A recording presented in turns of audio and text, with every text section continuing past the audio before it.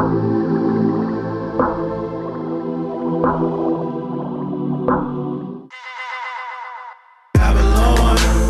man, I've been so torn thinking about this world lately. Babylon, truth is so deluded and it drives me crazy.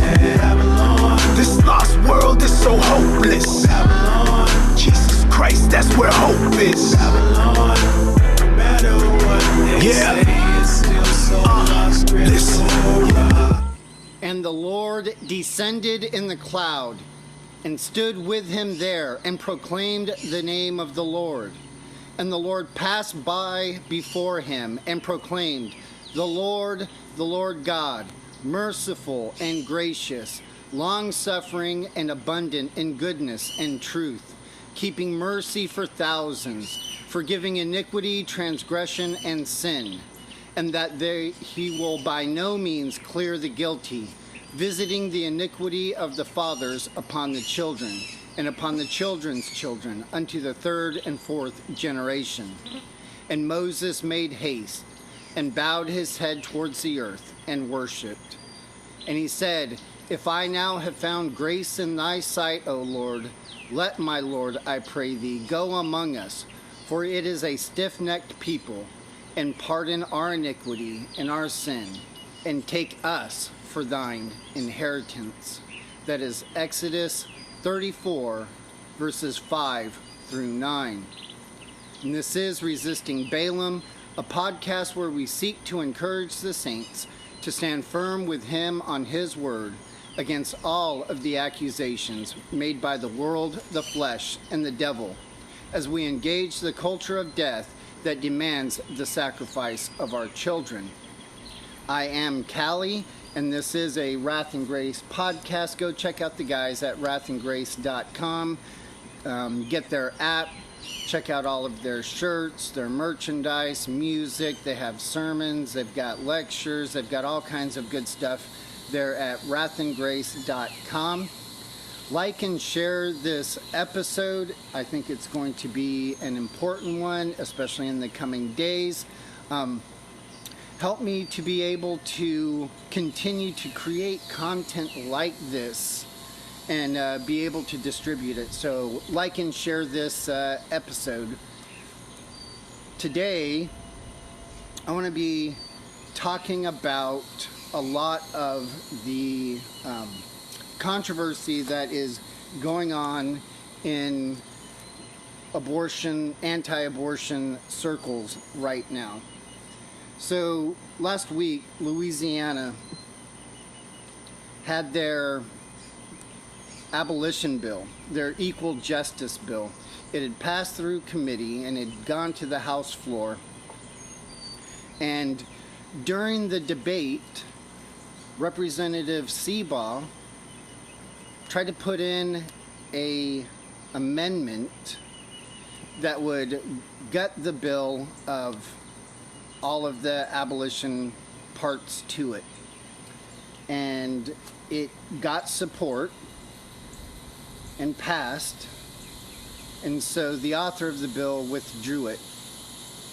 But during that testimony, this is one of the things that Representative Seabaugh said. He apologized to the other members of the Louisiana House and to the people watching and to the citizens of his state.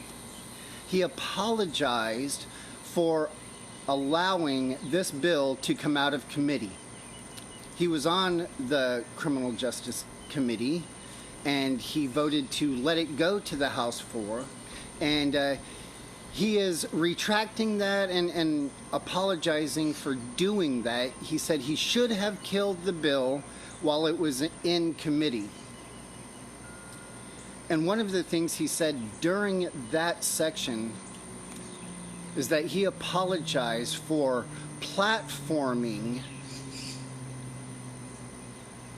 giving an audience, letting the voice be heard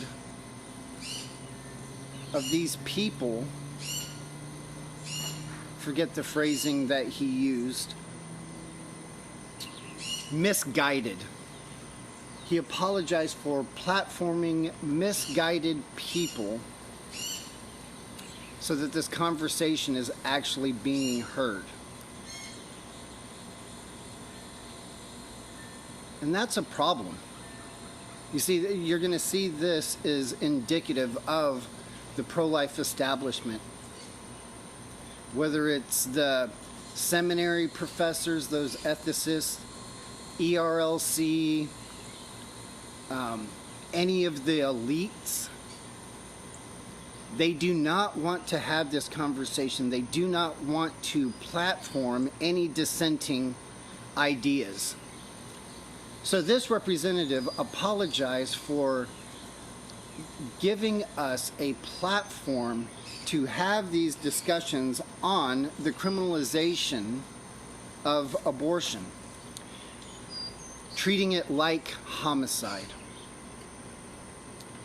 But that's exactly what he did. He did give it a platform. It was so much of a platform between this and the leaked Roe versus Wade reversal, where the justices have said that Roe versus Wade has always been unconstitutional. Between those two things, this Louisiana bill that made it to the House floor and the leaked decision, a platform has been given for this discussion.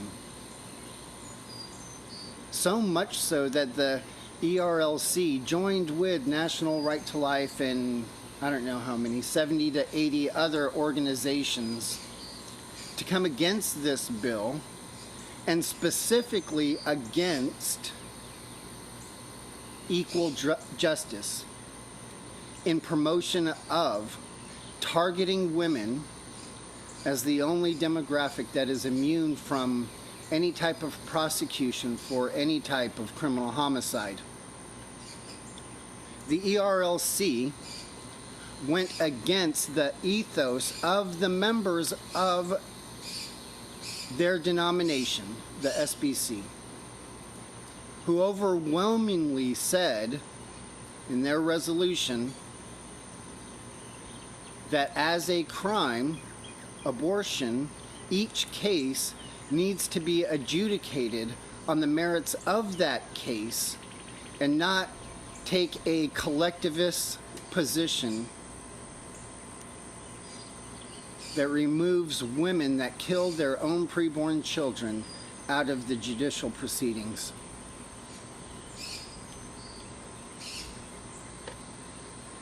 In addition to the ERLC coming out against this,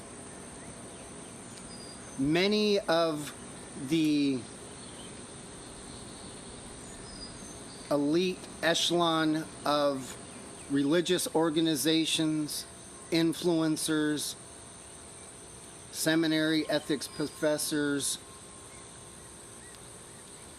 and even a candidate for the SBC president, they all came against this. So we have one presidential candidate that is against equal justice, Bart Barber, and you have another presidential candidate who is for equal justice, Tom Maskell. And this issue is going to be a very important issue and discussion within the Southern Baptist Convention. But Bart Barber, like this representative, does not want to give a platform to these misguided people that want justice. I've tried to have conversations with Bart Barber about this topic in particular. I've invited him onto my show several times with complete ignoring of me. He did have a phone call with me after the resolution at the SBC last year, when he came out against the resolution and made his little videos. I'd contacted him, invited him to come on my show to discuss these things, to give a defense for why he believes those things, and to explain to us the merits of targeting women as the only demographic immune from prosecution. And he declined, and there was a valid reason for declining that discussion. He had already set up private conversations with other abolitionists, pastors that put together the resolution and presented the resolution that are in the SBC. And that's totally fair. He had already organized to have these conversations with those pastors. But even now, after he's gone on the line to come out against that bill in particular and talk about prosecution of women, I've invited him repeatedly to come on my show to talk about this, or to have this discussion with me. I really do want to hear his position from his own mouth and a defense for it, uninterrupted civil dialogue. Give him an opportunity to fully explain his position and defend it, and then answer a couple of questions. And he will not respond as of yet. He did make a tweet saying that in light of the Roe versus Wade reversal decision that is supposed to come out today, he does not want to have discussions and arguments, not discussions, he said arguments, with people that want to end abortion. And we should have unity.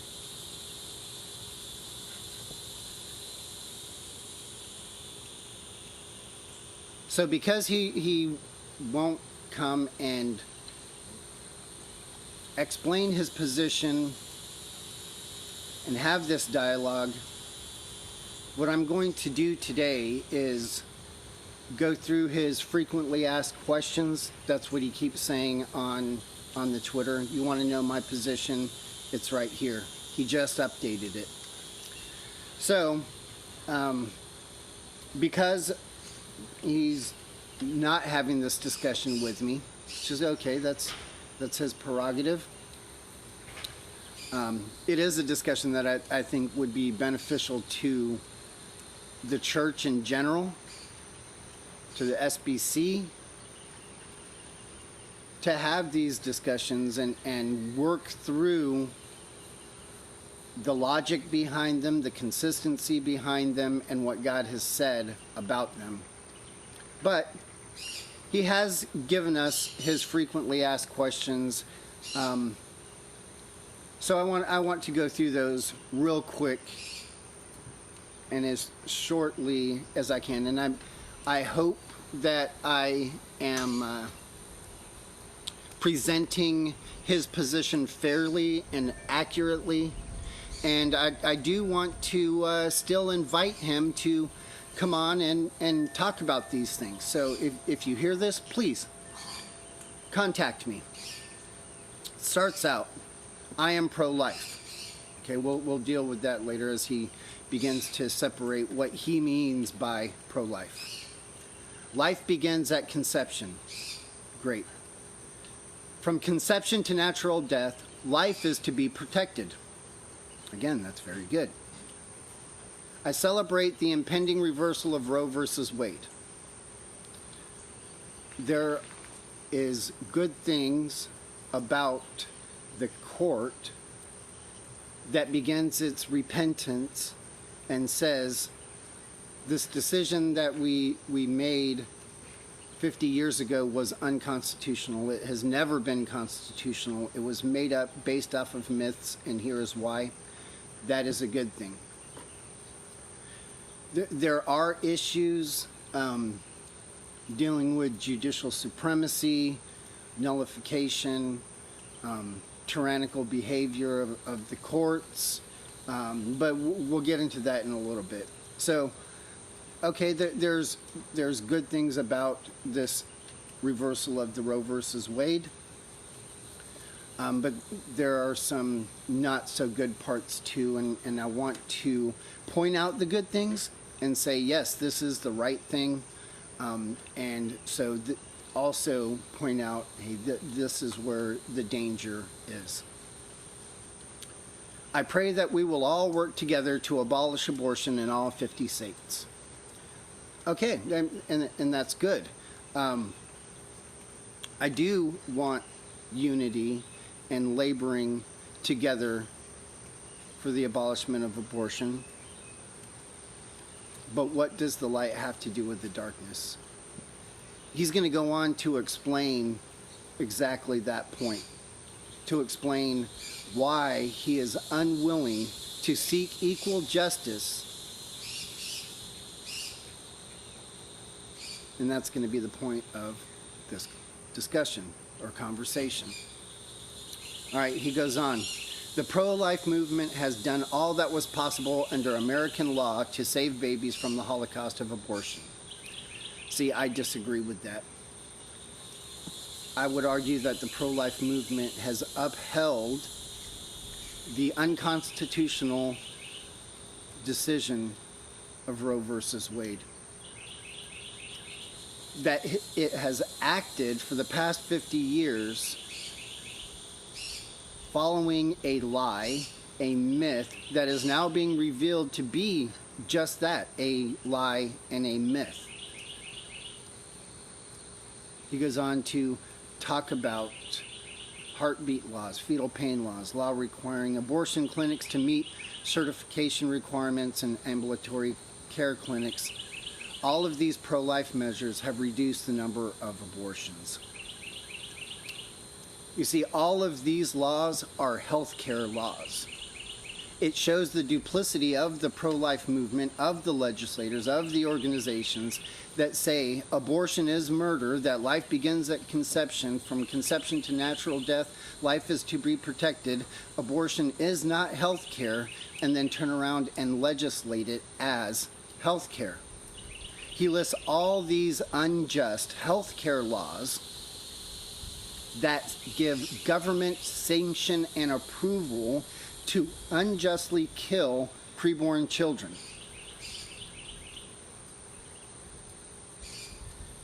And that's a problem. So yes, the pro-life movement has done everything possible by staying under submission to an deviant court that has overstepped its bounds, pretending that it was true, believing a myth and a lie, following after the course of this world by regulating and legislating the murder of children as health care. That is the problem. And then he goes on, a new movement has arisen and has called itself the Abortion Abolition Movement. As though all pro-life advocates weren't in favor of the abolition of abortion. This movement and the pro-life movement share equally a desire to see the absolute end of abortion.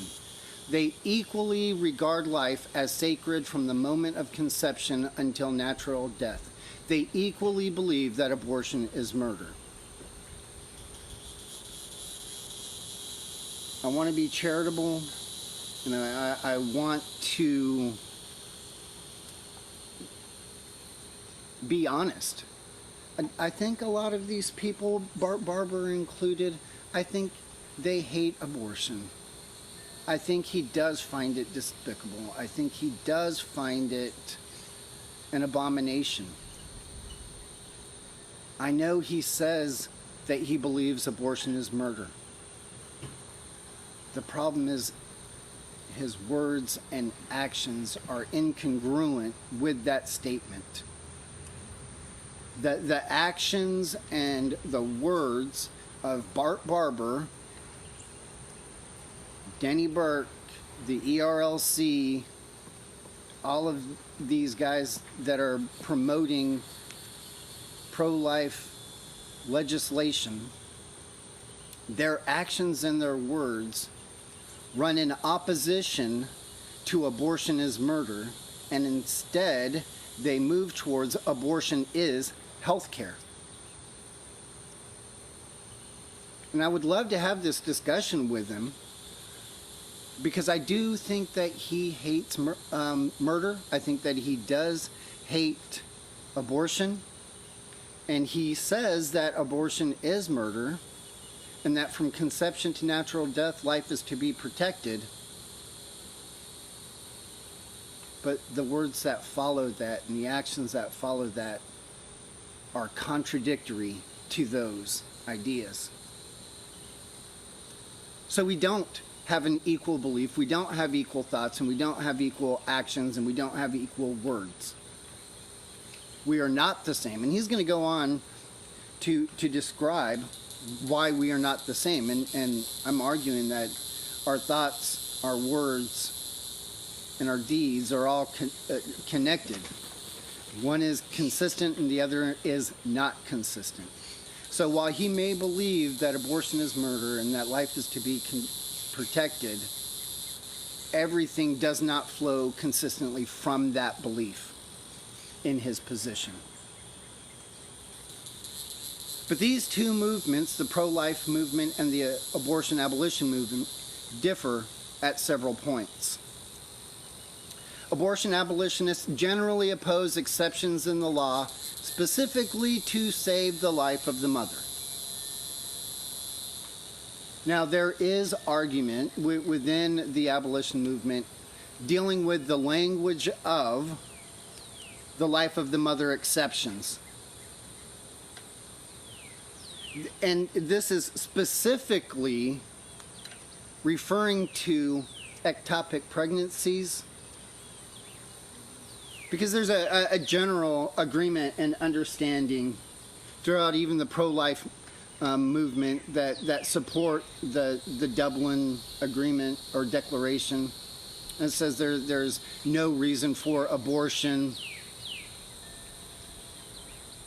that there is no death of the mother, that there are things that we can do to save both life of the child and the mother, or at least attempts can be made to save their lives.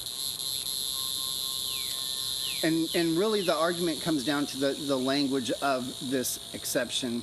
Again, all of the conversations deal with ectopic. So the vast majority of ectopic pregnancies, that by the time they're found, the child is already dead, and you're removing the body of the dead baby. That is not an abortion. An abortion is the intentional killing of the child. There are times when the child is still alive. And we need to deal with that. The language of the law, some would argue, allows for doctors to take the easy way out and prescribe abortion rather than making all attempts to save the child, even though that's the language that they use in these exceptions. It says that all attempts should be made, but it doesn't list out what those attempts are. Now, all of the people that are in this discussion within the abolitionist movement take the same position that doctors ought to do this wait and see posture, promoted by Sarah Cleveland and a lot of the Joseph Silk and some of these guys in Oklahoma. We all agree with that. Then there is the idea that this is medical triage.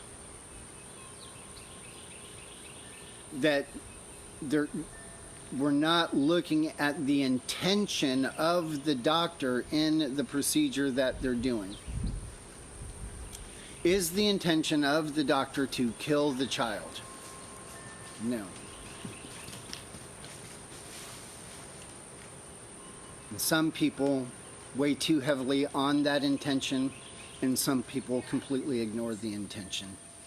So, this is discussions that we need to have more of, and rework the language of these exceptions, so that we force doctors to take a wait and see posture, and we force doctors to attempt to transfer these humans into the uterus where they belong, which is a procedure that was being done 100 years ago. Yes, it only had about 5% success rate, but we stopped doing it and instead started killing these children. They're working on transplanting a womb into a man so that he can have a child right now. We should be pushing doctors into more research and development of better protocols to transfer ectopic children into the uterus. And so I would argue that during that procedure, regardless of what the success rate is, maybe it starts out where we picked off at like 5%. Very rapidly, that is going to shoot up to much higher percentages. If a doctor is trying to transfer that child and the child dies as the doctor is trying to save its life. That is not homicide. There's an attempt by the doctor to save the life of the child. If he transfers the child and the child lives, obviously not criminal homicide. I gave a lecture on half of the lecture was on this at the Pro-Life is Not Enough conference last year ago. Check it out, and if you have more questions, you can contact me about that.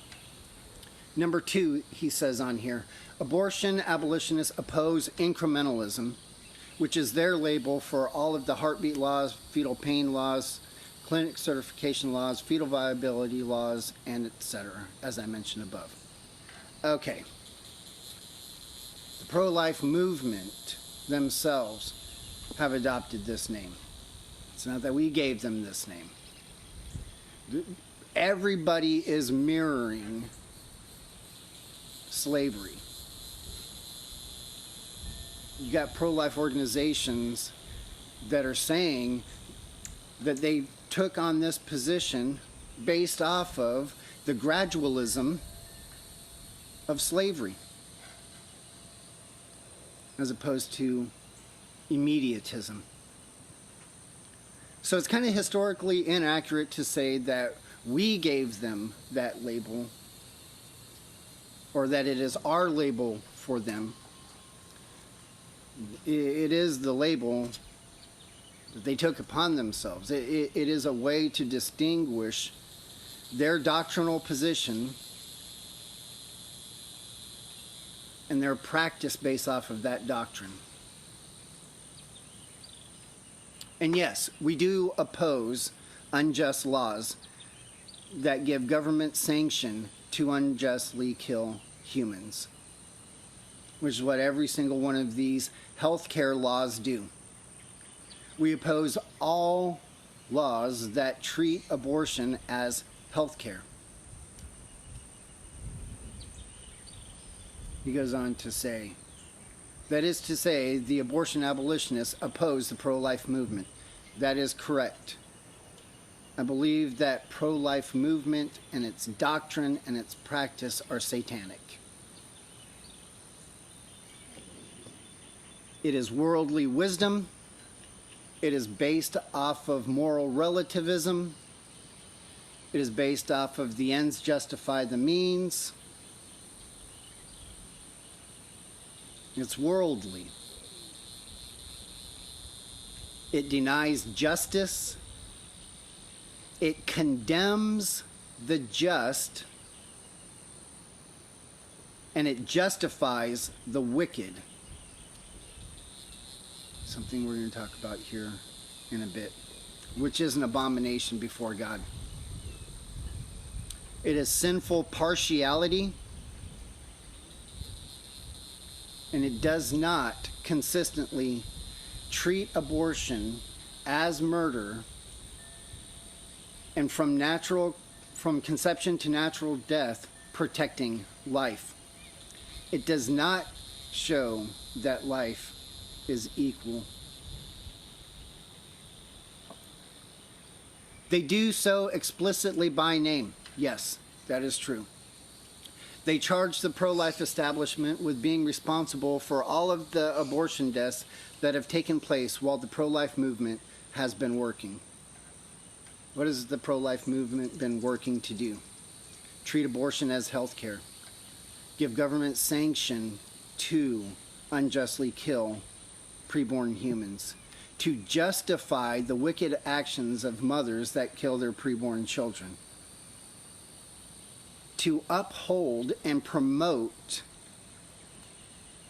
an unjust decision, pretending as if and saying that it is the law of the land, which incidentally the Supreme Court has just now said that it is not, and that it has never been. So yes, we do oppose, and we do think that those laborers have played part in delaying justice, delaying criminalization of abortion as murder. It has done that. It has taught generations of people to look at the image of God improperly. It has created laws that have taught women when it is okay to kill their children. It has taught women how to react to pro-life people to soothe their own conscience. It has taught the population how to unjustly look at these preborn humans as subhuman. Sometimes members of this movement allege that the pro-life movement has all along fervently wanted to keep abortion going so that they could continue to raise money. I don't believe this is true in every case, but I do believe it's true in some cases. See, I don't have a problem with the CEO of a nonprofit making a living commensurate to CEO of a nonprofit. I have no issue with that. I have no issue with lecture speakers making a commensurate salary based off of the going rate out there. I do have an issue with the content of what they say. But do they all seek to keep abortion legal in order to make money and to keep their job? Not all of them, but there are some. And I think that we need to take that on an individual basis and let the merits of each individual case bear out whether or not any given organization or leader has sought to keep abortion legal in order to keep a job and raise money. I mean, that's the same due process that I'm looking for in judging criminal homicide. And we shouldn't take this collective idea and say they're all like this. I mean, I understand taking a high resolution view, but there are times that demand that you get down to a much higher resolution and deal with the individual case by case basis. So that's my thoughts on that. It is a terrible, slanderous lie and a slap in the face to everyone who has worked tirelessly in the pro-life movement. It's not slander if some people are doing it. It's not a lie if some people are doing it. And the only way to get to that is to judge each one case by case. So there's that. Abortion abolitionists insist upon criminal prosecutions of mothers in abortion. The pro-life movement insists upon criminal prosecution of abortionists in cases of abortion. This really is one of the pinnacle, pivotal discussions that we need to have, that they are unwilling to have with us face to face. It's really unfortunate that we have to have this conversation in terms of the mother that unjustly kills her preborn child. Because what we are after is that all cases of criminal homicide are adjudicated with the same due process. That the laws of criminal homicide apply to all forms of criminal homicide equally, including the unjust killing of preborn humans. We are seeking that all principal actors, co-conspirators, and accomplices of all forms of criminal homicide have the laws applied to them equally. That's the conversation we're trying to have. But we are forced to have the conversation in terms of the mother that unjustly kills her own preborn child, because the pro-life movement targets them specifically as the only demographic that should be immune from prosecution, that should not have due process put on them, that should not go through any of the judicial proceeding, that should not have the merits of their case adjudicated based off of the merits of that case, but rather take a collectivist idea, treat them tribally, and give them blanket immunity to kill their own preborn children by any means that they want to, all the way up until birth, without fear of prosecution. So yes, we insist on prosecution of all people that commit criminal homicide, including mothers that unjustly kill their preborn children. And yes, they insist upon only seeking criminal prosecution for the abortionists. And they rely on articles like Denny Burt just put out yesterday that Bart Barber shared and said, oh, great, I learned a couple of things in this. Their position is 100% inconsistent. They want to apply antiquated legal doctrine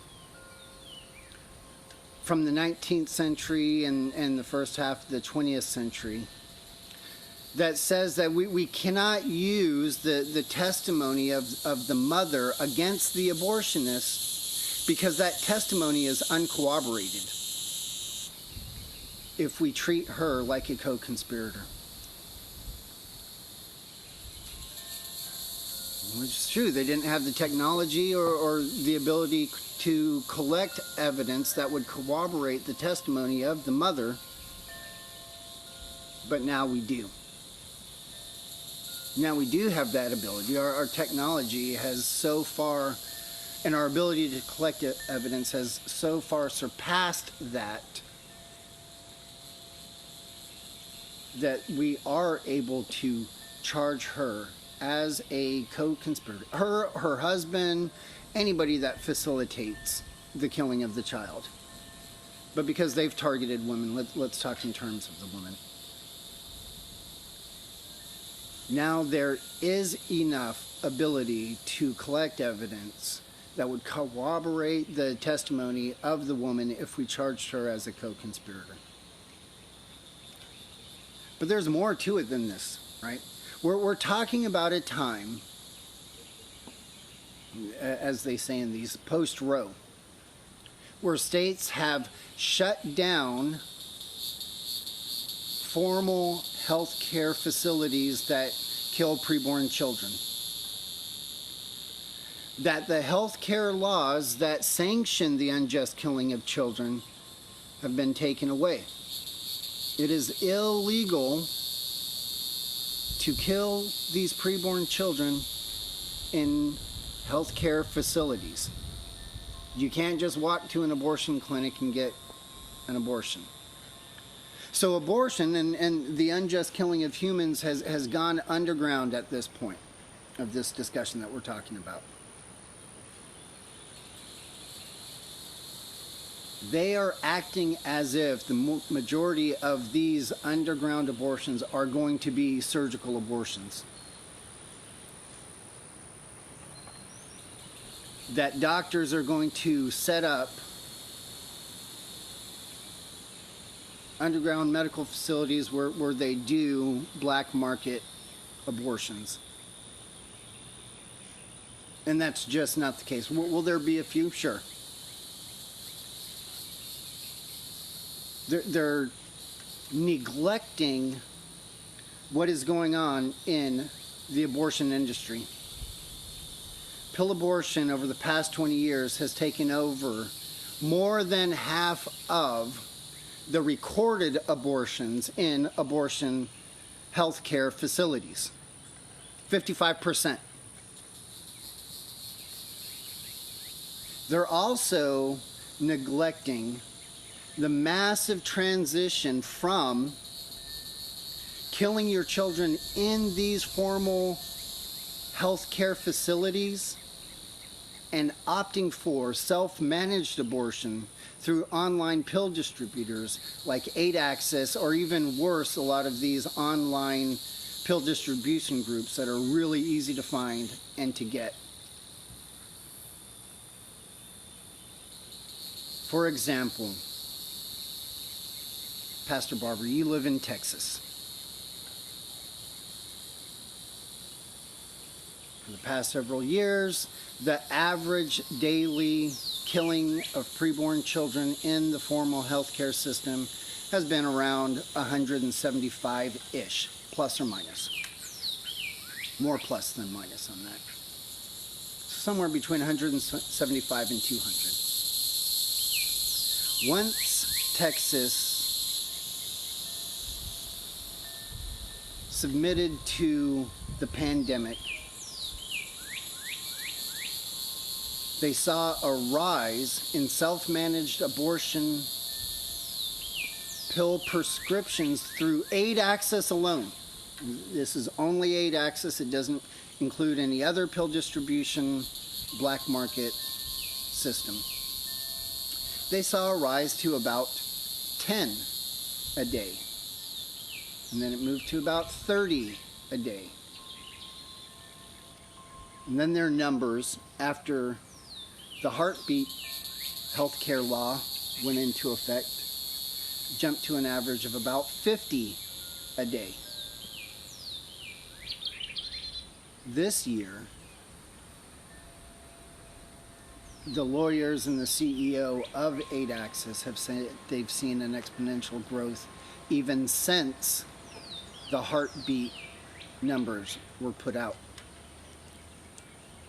We're estimating about 75 to 100 women are ordering prescription from Aid Access alone every single day to kill their children from the comfort and safety of their own home. This does not include any of the other online distribution pop-up sites that happen. Media is promoting all of these, showing women how to find them, making it easy for them to access.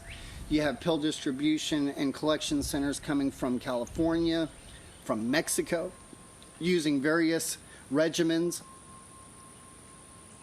whether it's the same 2-pill that the healthcare system uses, or the generic versions that they use through Aid Access, or just the miso from Mexico.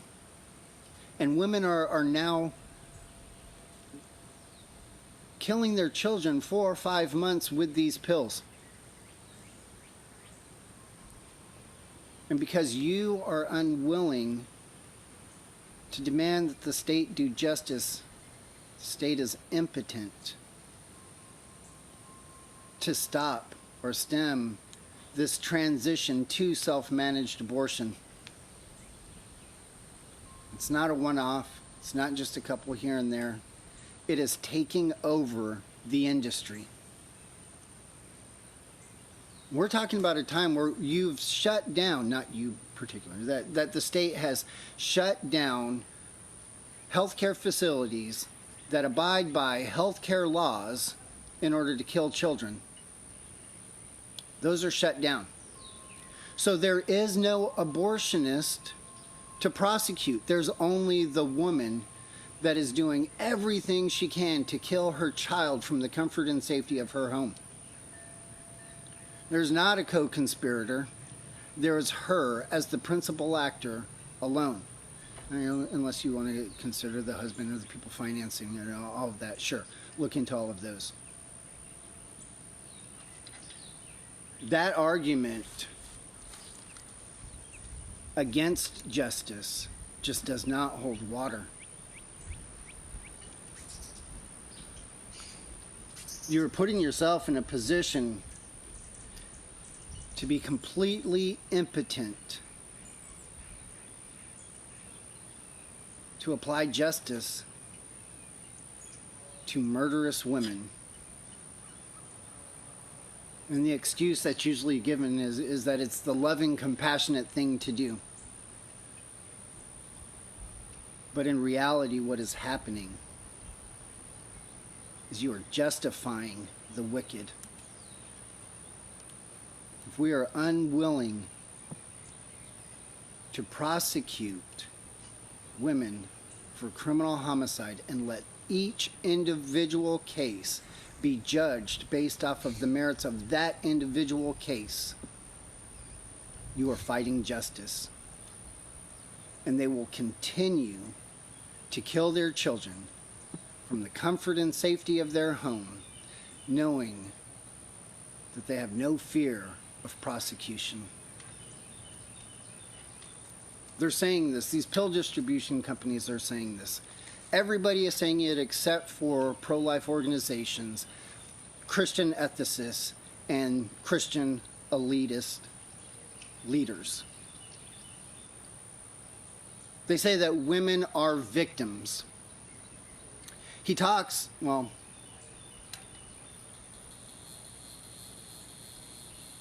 I'll wait until we get down there to talk about that and deal with this part in particular. So yes, we insist on the criminal prosecution of all criminal homicide, all forms, all principal actors, all co-conspirators, all accomplices.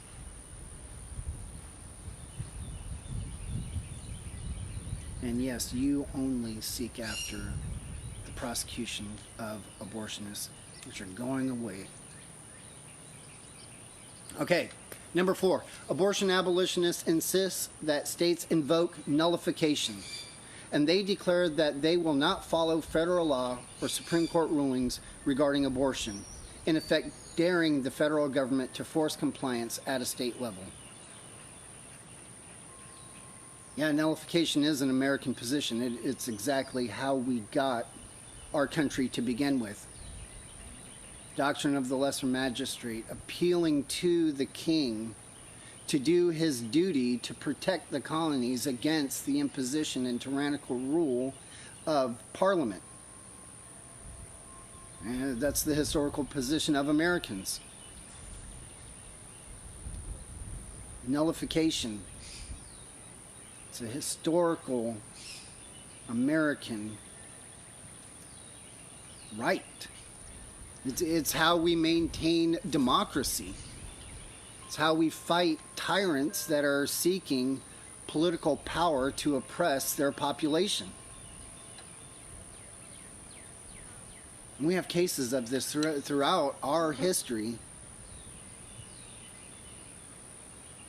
It's interesting, Representative Seabow in his argument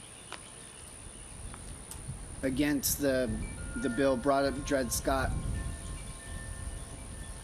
Dred Scott was a horrific decision of the Supreme Court. And all these guys are judicial supremacists. But Dred Scott was never overruled. It was never overturned.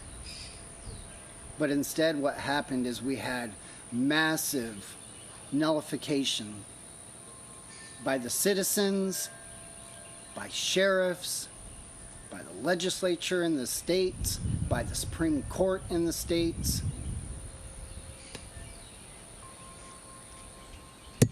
You have the Fugitive Slave Act, where the federal government said that as a citizen of the United States, you are required to help the catcher and return of escaped slaves. And the people nullified. Sheriffs nullified this. When marshals came in to enforce this, sheriffs arrested those marshals. Legislators wrote laws in opposition to this.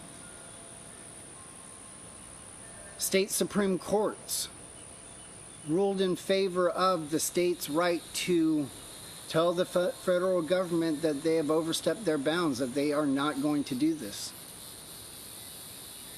You had marshals, federal marshals, arrest American citizens for not being slave catchers and instead helping free the slaves, brought them to trial, and you had juries nullify this unjust law.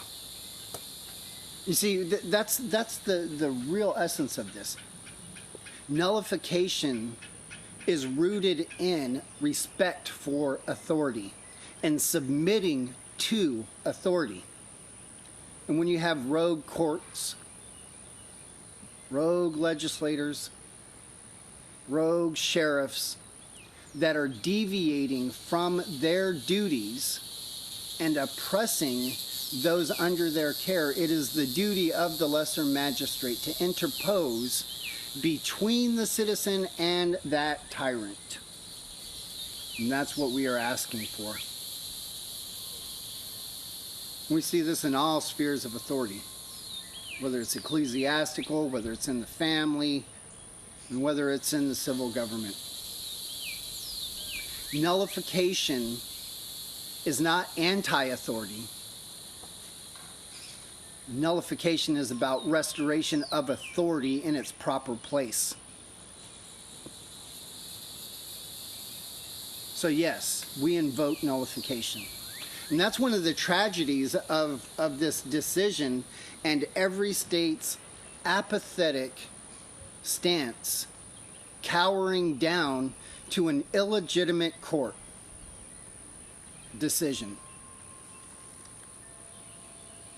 Acting like the emperor actually has clothes, when all the while everybody knows that the Constitution does not allow for the murder of preborn children. But for 50 years, we've acted and operated as if that myth were true. So what does this do? Yes, they've made the right decision to say, hey, that thing was unconstitutional all along.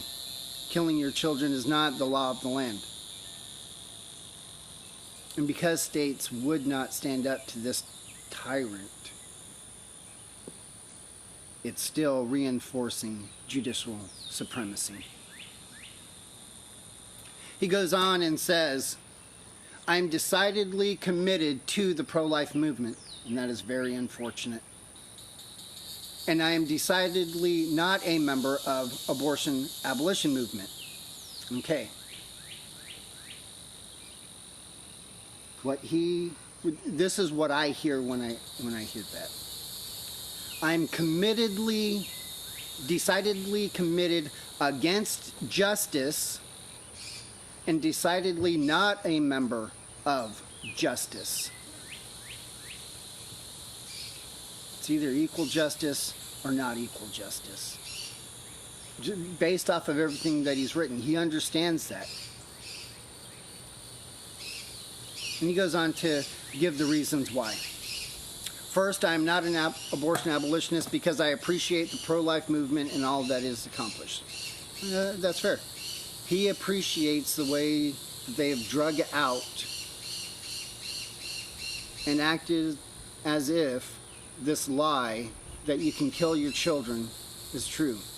He appreciates lawyers giving sanction, approval to murder some preborn children. Because the ends justify the means, right? You can save some children. Those are the ends. And that justifies the use of unjust laws that sanction the unjust killing of some children. He says he will not dishonor the work of the pro-life movement by calling it sinful. Okay. Facts don't care about your feelings, right? They're either just or they're unjust. They either show partiality to the wicked or they don't. They either show sinful partiality, condemn the just, justify the wicked, use unequal weights and measures, all these different things that God has called an abomination, but you will not call it sinful.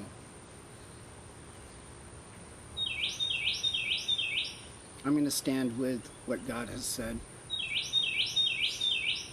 God is about to set Roe versus Wade as a result of a pro-life law, healthcare, well, he doesn't say healthcare, but it is a healthcare law, passed in Mississippi.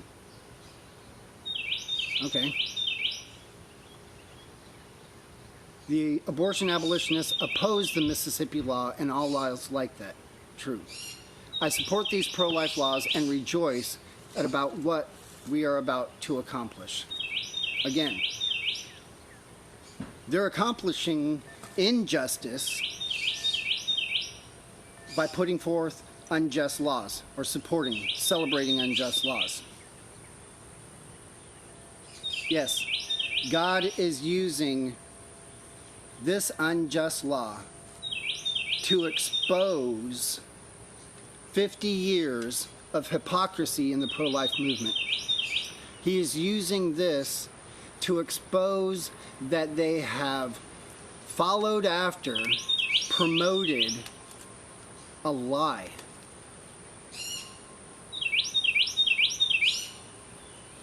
That's what I think. Second, he says, I am not an abortion abolitionist because I believe fervently that the law must explicitly acknowledge an exception for allowing abortion in cases like ectopic pregnancy when the life of the mother is in jeopardy and an abortion is necessary to save her life. Abortion is not necessary to save her life. Nobody is saying that. Nobody is saying that abortion is necessary to save the life of the mother. See what I said up above, and go check out that other lecture I gave. Those who are opposed to any exceptions for fear they might be exploited ought to consider that the Old Testament law against murder did not prevent God from also providing exceptions.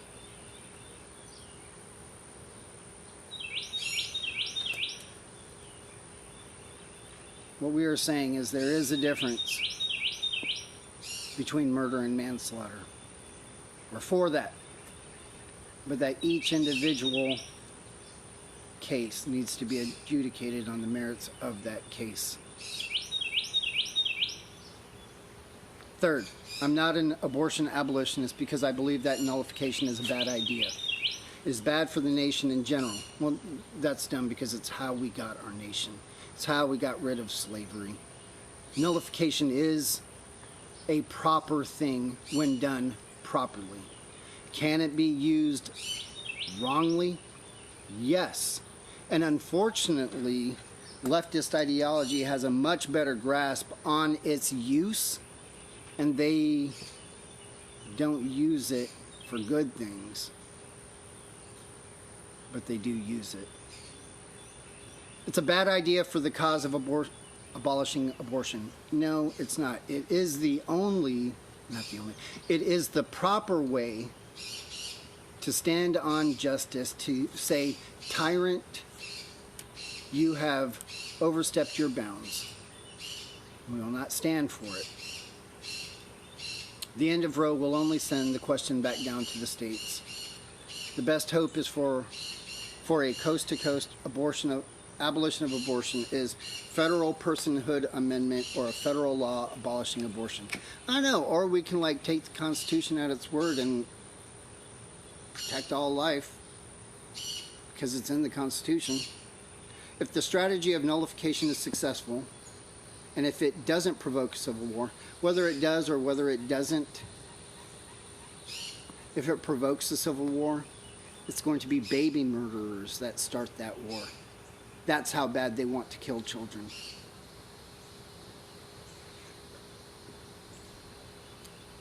What's to prevent Massachusetts, California from just ignoring any such federal law? Okay, let them do it. And let the just fight against them. I'm all for that.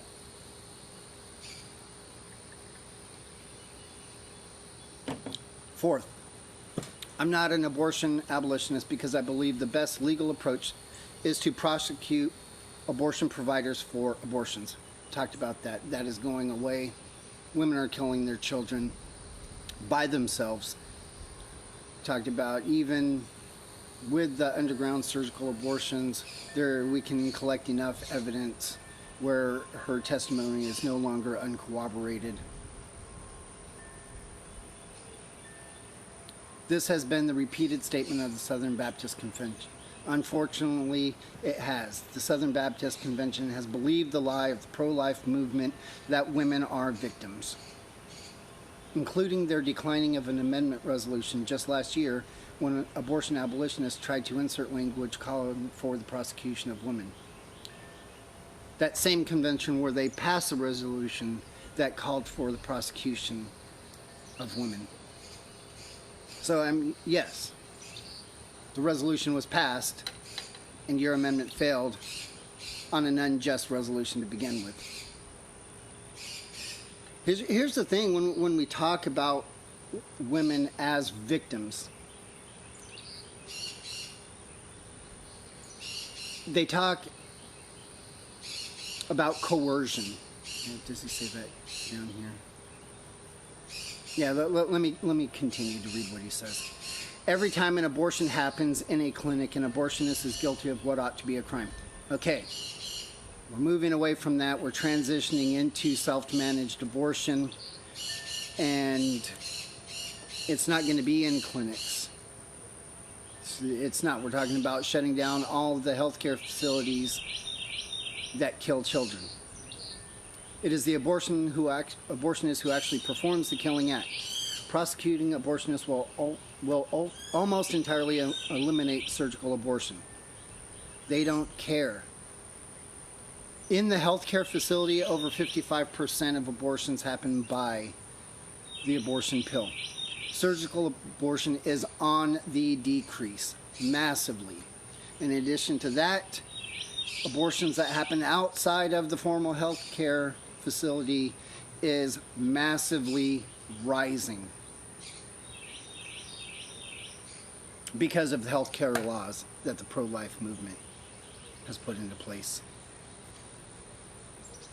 Sometimes abortion is also an act in which a woman has been guilty of what ought to be a crime, but this is not always the case.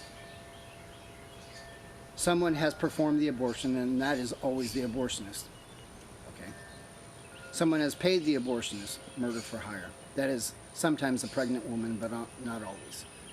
Some people have been complicit in the abortion, nurses, administrators, etc. And sometimes that is also the woman, but not always. Okay. That's fine. Then adjudicate every single case on the merits of that case, and don't always say that women get a free pass and it's not to be considered criminal homicide if the action taken is by the mother of the unborn child.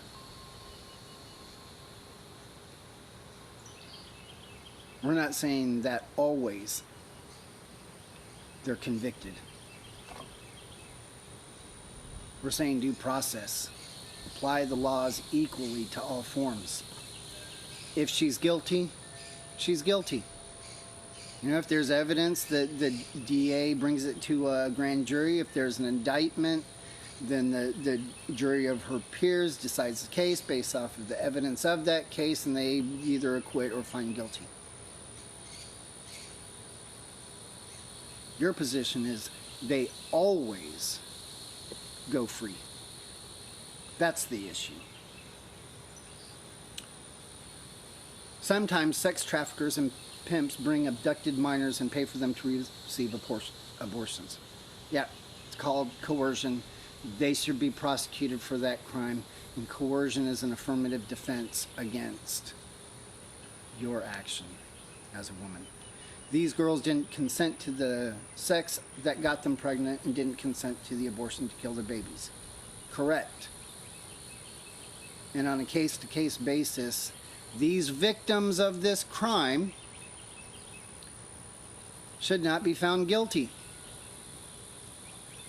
The number of this is drastically smaller than the number that go in willingly to kill their children. And he's talking about this situation, and it's true. Those sex traffickers ought to be brought up on charges, prosecuted, and if the evidence shows, they should be found guilty. And the women that killed their children in those situations and in actual coercion should not be found guilty because they are victims. He goes on. See, and this is where the pro-life movement begins to equivocate on coercion. Talk about pimps, talk about sex traffickers. The women, then they transition to the women most likely to have been coerced. Abuse victims, abducted teens are the women least likely to be able to afford and mount an affirmative defense against coercion. Okay, never mind. I'm going to take that part out because that's not where I was going with this. And any DA that brings charges against a sex trafficked victim is horrific, should lose their job and be prosecuted themselves. The problem with the pro-life establishment, he doesn't say it here, and that's very good. And I appreciate him for not doing this. Generally what happens in the pro-life establishment is they first talk about sex traffickers and pimps. So these women are victims, and they talk about coercion, which is real coercion. And then they move from that, equivocate on what coercion is, and start talking about women that get abortions are coerced by their parents, their husbands, their boyfriends, their jobs, saying things like, we will no longer support you, we'll kick you out of the house if you don't kill this child. That is not the same, and it really devalues the victimhood of actual victims of sex trafficking. Because in no other form of criminal homicide is it okay. And in fact, the criminal homicide laws, or the coercion laws, generally describe what coercion is, and they explicitly say that it is not coercion if it's a family member, father, mother, brother, boyfriend, husband tells you to kill someone, or you'll get kicked out of the house. But yet we use that excuse and call that coercion if it's a preborn child. Super inconsistent. He goes on to talk about, although state law in states like Texas have held abortion to be illegal since 1973, it is important that people not be prosecuted for crimes that they committed while the government was telling them that their actions were perfectly legal. We oppose ex post facto laws, whether de facto or de jure. 100% agree with that. Abolitionists agree with that.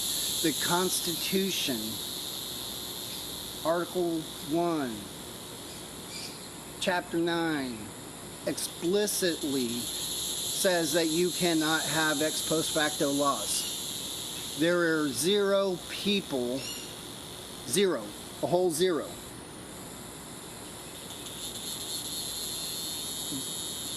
that are putting forward these bills of equal justice, saying that we need to retroactively apply these laws to women that killed their children when the health care laws written by pro-life legislators sanctioned that killing.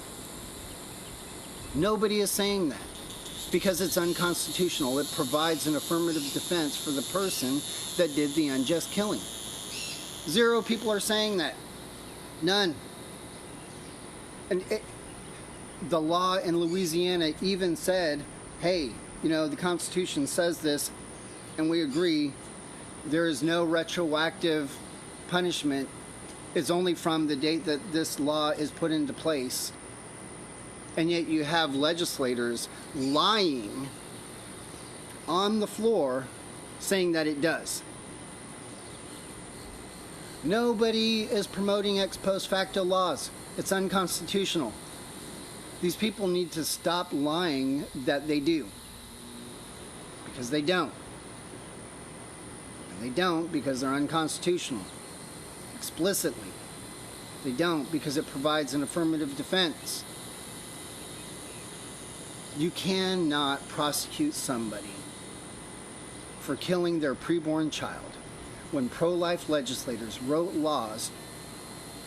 health care laws that sanction that killing. You just can't do it.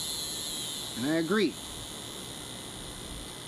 He goes on, I say we prosecute abortion providers and see how far that goes down towards abolishing abortion. And I already talked about that. Killing a preborn child is the taking of human life. It is murder. Anyone who sought for an abortion to be done or is complicit in accomplishing the abortion is guilty of what ought to be a crime. Okay. Then that's what we should do. But the right thing to do is prosecute abortion providers. Here's the thing, right? It is inconsistent to not prosecute women that kill their own preborn children. They are the only people group that is immune from prosecution based off of criminal homicide laws. Explicitly in the laws, it says it is not to be considered criminal homicide if the action is taken by the mother of the preborn child. That's in Texas, where you live, Bart Barber. The argument goes that they've been inundated and lied to. They don't know what they're doing. They don't have the sufficient mens rea to be convicted. That is the knowledge and intent that makes a crime a crime. But here's the problem with that. For 20 years, Ever since the federal government has said that you can consider a preborn child a victim of a violent crime, Texas went back and rewrote what is considered an individual. It rewrote what is criminal homicide to accommodate the unjust killing of preborn children.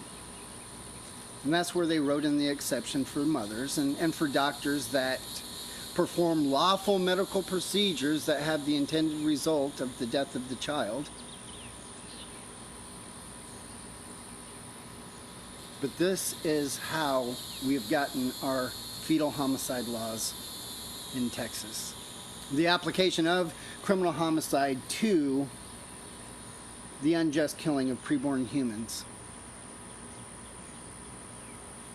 So if you are a man, say you choke out your wife and it kills your child, you can be prosecuted and convicted, given life without parole in Texas for killing that preborn child, and rightfully so. That happened last year. If you're a woman and you kill another pregnant woman's baby, either in a car wreck or you stab her or whatever, you can be charged with and convicted of criminal homicide for the death of that preborn child, and rightfully so.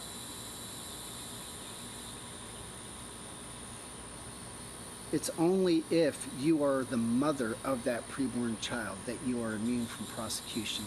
And they have all received the same social inundation of the lie that the world tells them.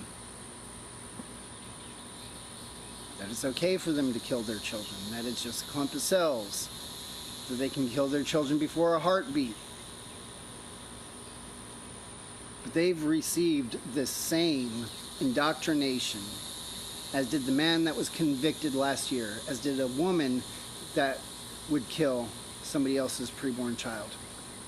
This is how inconsistent that line of thinking, that they don't possess the necessary knowledge or intention.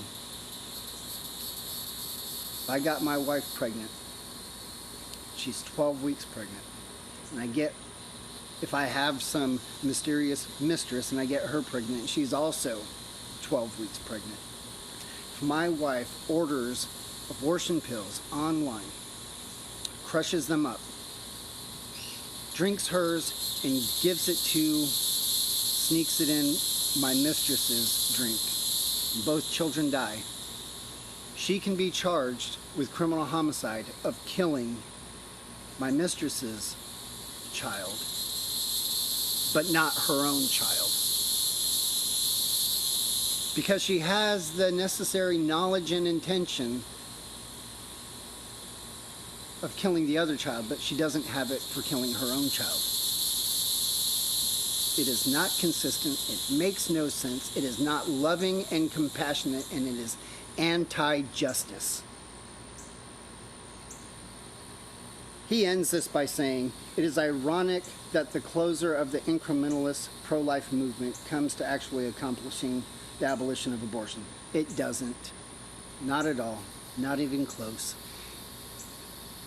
It continues the slaughter of children, moving it out of the formal healthcare system through healthcare laws written by the pro-life movement into the comfort and safety of the homes of these murderous women.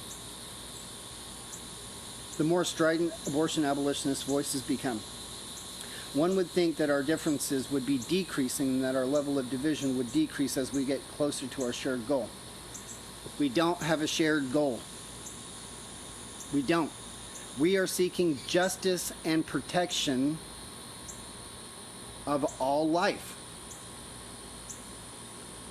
from conception to natural death. The pro-life movement is seeking life to be protected, but only some life.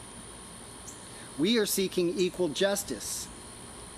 The pro-life movement seeks to target women to continue to be the only demographic immune from prosecution for any type of criminal homicide, which will continue in the future in the comfort and safety of their own home, and the pro-life movement will be completely impotent to do anything about it. Well, I hope I was honest with what his words say. And in my rebuttal that I was charitable and honest. And I would like to invite him to have this discussion with me, to maybe clarify a few things for me. But I think that his position is satanic. Not him. I'm not saying he's not a believer. I believe he is. I believe he hates abortion. I believe he thinks that abortion is murder. He's just inconsistent with applying consistent logic to that premise. I think he believes that from the moment of conception to natural death, that life should be protected. But his doctrine and practice are inconsistent with that premise.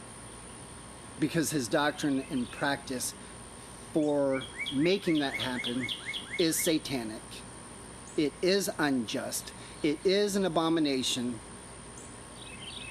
And I have no problem saying that. And I say it in love. And I hope that we can have honest, civil discussions about this in the future. So Bart, Barber, Pastor Barber, reach out to me. Let's have this conversation. This is an important one for your denomination. And let's show the world, let's show Christians that we can come face to face, reason together, have civil dialogue about very passionate opposing views, and work through these situations. So until then, join the resistance, wield the sword of truth. Our Lord has left us here to navigate through this world as priests in the kingdom of God. Apply the mind of Christ and battle against the culture that hates God and loves death.